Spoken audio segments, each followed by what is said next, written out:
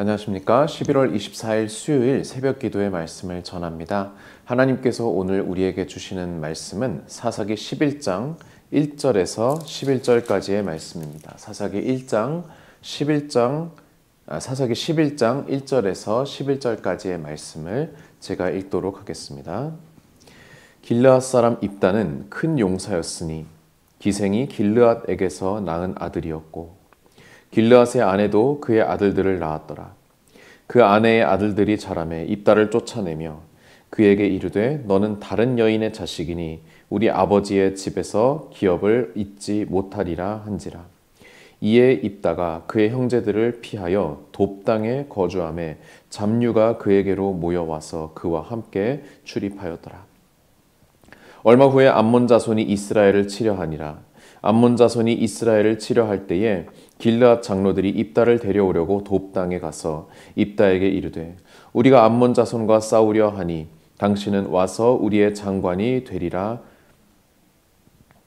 하니 입다가 길르앗 장로들에게 이르되 너희가 전에 나를 미워하여 내 아버지 집에서 쫓아내지 아니하였느냐.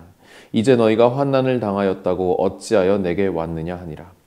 그러므로 길르앗 장로들이 입다에게 이르되 이제 우리가 당신을 찾아온 것은 우리와 함께 가서 암몬 자손과 싸우게 하려 함이니 그리하면 당신이 우리 길르앗 모든 주민의 머리가 되리라 하매 입다가 길르앗 장로들에게 이르되 너희가 나를 데리고 고향으로 돌아가서 암몬 자손과 싸우게 할 때에 만일 여호와께서 그들을 내게 넘겨주시면 내가 과연 너희의 머리가 되겠느냐 하니 길르앗 장로들이 입다에게 이르되 여호와는 우리 사이의 증인이시니 당신의 말대로 우리가 그렇게 행하리이다 하니라.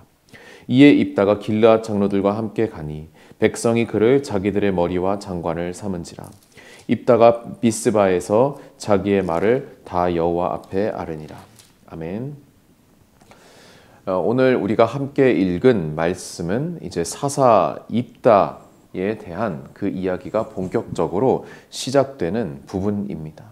이제 10장부터 입다의 등장에 대한 그런 배경이 설명되었다고 한다면은 이 11장에서 입다가 어떻게 본격적으로 암몬 자손과 싸워 이스라엘을 구원하는지 그 장면을 보게 됩니다.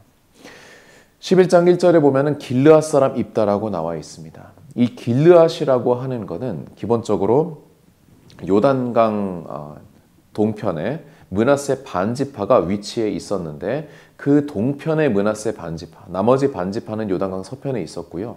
그 동편에 있었던 므낫세 반지파를 일반적으로 길르앗이라고 그렇게 부르곤 했습니다. 그런데 이 길르앗 중에서 이 입다는 길르앗 땅의 선조라고 할 수 있는 이 길르앗의 아들이라고 그렇게 나와 있습니다. 그런데 문제가 있었는데 바로 기생이 길르앗에게서 낳은 아들이었죠. 사실 그 출신이 정통하다고 볼 수가 없었습니다.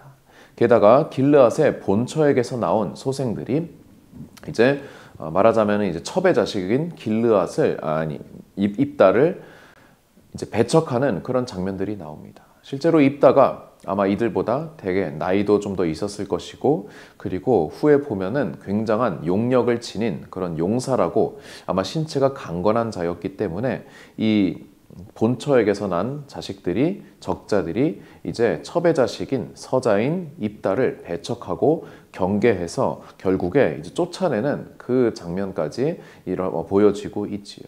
사실 우리나라 역사에서도 이것은 굉장히 자주 일어난 그런 일이라고 할 수 있겠습니다. 그런데 이 입다가 쫓겨난 이후에 어디로 갑니까? 돕 땅으로 갑니다. 이제 므낫세 반지파의 동편 영역이 갈릴리 호수의 그 오른편이라고 볼 수가 있는데요. 거기서도 더 북동쪽으로 올라가서 아람 지역의 그 땅에 돕이라고 하는 성읍이 있었습니다. 그렇기 때문에 이 돕 지역은 므낫세 지파의 영역도 아니었고 아람의 영역이었기 때문에 그렇기 때문에 이 입다가 그 돕 땅에서 잡류, 여러 불량배들을 거느리고 세력을 이루었다라고 하는 것을 보게 되면은 이것이 단순한 그런 불량배 집단이 아니라 실제로 어느 정도의 그런 무력을 지니고 있었던 그런 군사 집단, 하나의 원시적인 군벌 형태라고 그렇게 우리가 볼 수 있을 것입니다. 그런데 문제가 생기죠. 4절 얼마 후에 암몬 자손, 이 암몬 자손은 요단 동편에 있었던 그 지파들보다 더 동남쪽에 위치했던 그런 이방 민족이었는데요. 그 암몬 자손이 이스라엘 백성을 치려고 올라왔습니다. 그래서 므낫세 반지파가 이 암몬 자손을 대항해서 싸울 만한 그러한 적당한 지휘관을 찾는 중에 그제서야 입다의 생각이 났던 것이죠. 이 입다가 비록 첩의 소생이고 그리고 그 인품은 검증되지 않았지만 적어도 그의 무력 그리고 군사적인 능력만큼은 인정을 했기 때문입니다. 그래서 장로들이 모여서 돕당으로 가게 됩니다. 그리고 그 돕당에 가서 뭐라고 합니까? 입다에게 이르되 우리가 암몬 자손과 싸우려 하니 당신은 우리의 뭐요? 장관이 되라 라고 그렇게 말하고 있습니다. 여러분이 장관이라고 하는 표현에 한번 집중을 해봅시다. 장관이라고 하는 것은 그 당시에 말하자면 군사적인 지도자라고 하는 표현입니다. 그렇기 때문에 이 군사적인 지도자라고 했을 때에 사실 므낫세 지파 전체, 길르앗 전체의 지도자라고 하기에는 어려웠죠. 그런데 여기에서 이 장로들이 썼던 꼼수가 하나 발견됩니다. 그것은 무엇이냐면은 우리가 어제 살펴보았던 10장의 마지막 구절을 한번 보시죠.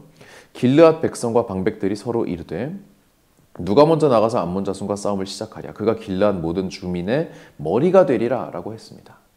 처음에 이 길르앗 땅의 방백들이 용사에게 암몬 자손과 싸워서 이길 용사에게 주는 그 대가는 무엇이냐면 길르앗 모든 주민의 머리, 전체적인 통치자, 정치와 군사 모든 것을 통괄하는 그러한 전체적인 지도자, 사사의 자리였습니다.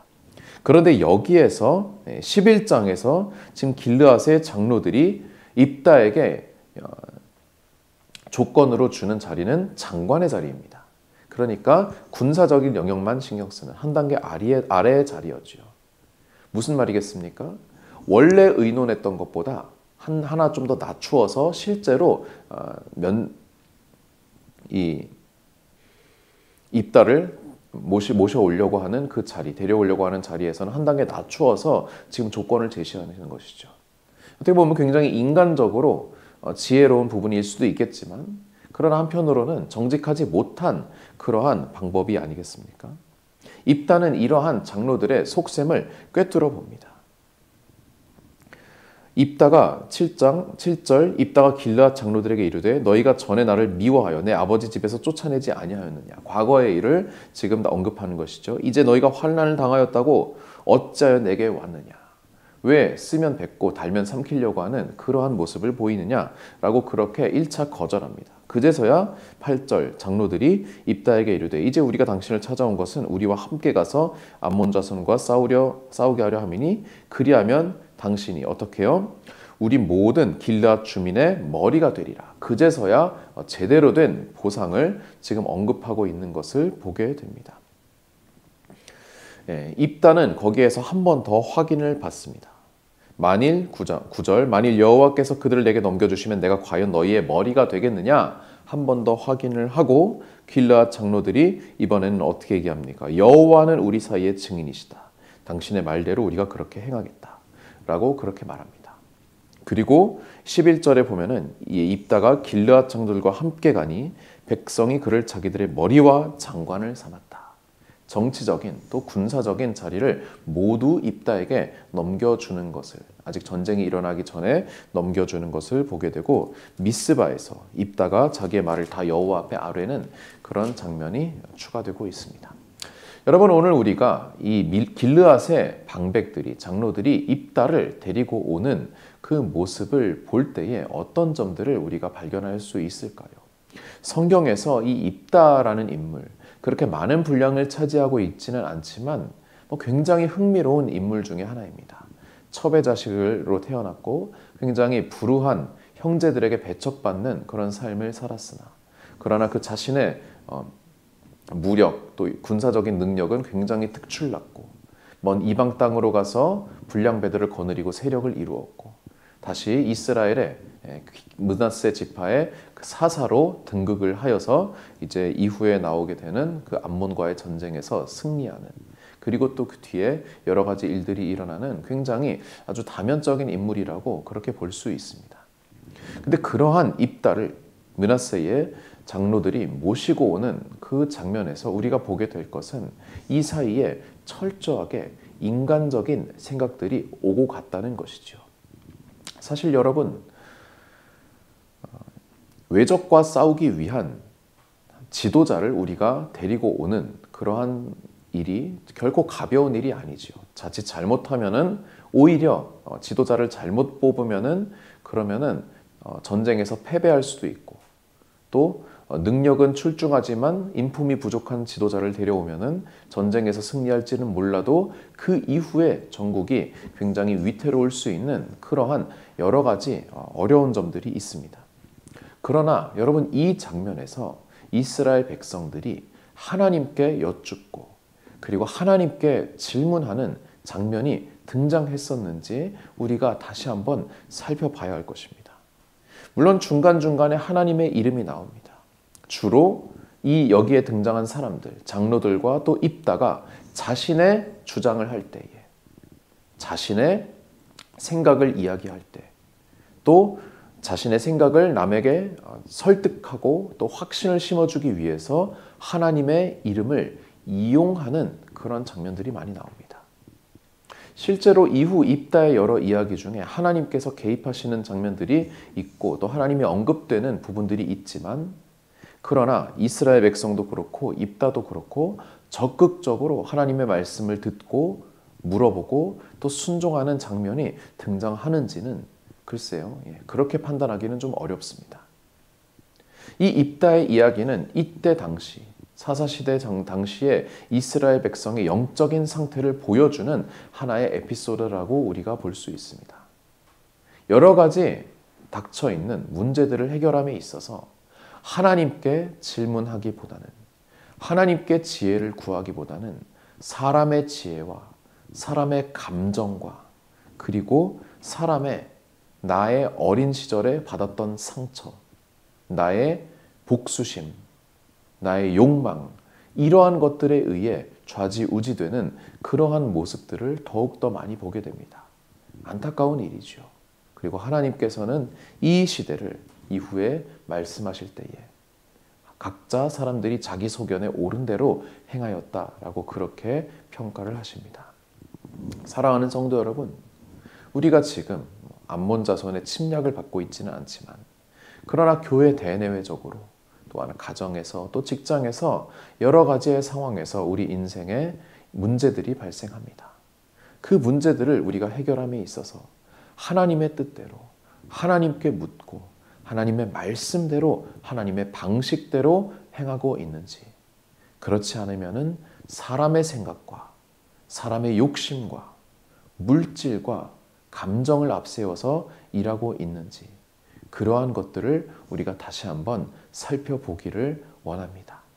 그리하여서 길르앗 장로들의 또 입다의 길대로 가는 것이 아니라 오직 하나님께 순종하는 하나님의 백성의 길을 걸어가는 우리 영암의 모든 권속들 되시기를 주님의 이름으로 축원드립니다. 기도하시겠습니다. 하나님 아버지, 오늘 입다에 대한 말씀을 우리가 함께 읽으며 수많은 생각과 욕심과 욕망과 또 모략들이 오고 가는 이 장면을 볼 때에 하나님은 어디에 계시는가? 하나님의 말씀과 하나님의 응답과 또 하나님께 대한 간구와 하나님께 대한 순종은 어디에 있는지를 우리가 보게 됩니다. 하나님, 혹시 우리 또한 입다처럼 길르앗의 장로들처럼 나의 욕심을 해결하기 위해 하나님의 이름을 갖다 쓰는 그러한 어리석음을 범하지 않게 하여 주시옵소서. 오히려 우리의 욕심을, 우리의 생각을 하나님 앞에 내려놓고 하나님의 뜻대로 이루어지게 하옵시고 하나님의 말씀에 순종케 하여 주시옵소서. 그렇게 기도하는 우리 영암의 모든 권속들 되게 하여 주시옵소서. 함께하여 주실 줄을 믿사오며 감사드리며 예수님의 이름으로 기도드립니다. 아멘.